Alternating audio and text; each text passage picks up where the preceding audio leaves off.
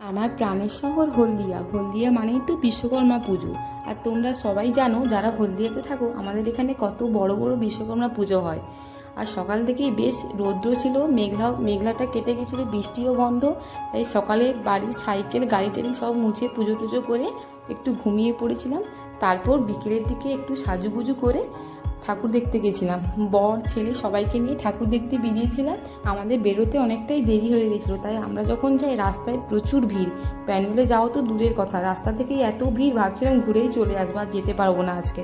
তাই সামনাসামনি দু একটা ঠাকুর দেখে একটু খাওয়া দাওয়া করে তারপর বাড়ি চলে এসেছিলাম। আর বিশ্বকর্মা পুজোর পরেই তো দুর্গা পুজো, আর কদিন আর হাতে গোনা। তখন তো কত মজা, 3-4 দিন খাওয়া দাওয়া ঘোরা, উফ কি আনন্দ বলো। তোমরা কীরকম ঠাকুর দেখেছো আমাকে অবশ্যই কমেন্ট করে জানিও।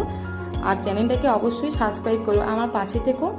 আর পাশে থাকা বেল বাটনটিও ক্লিক করে দিও।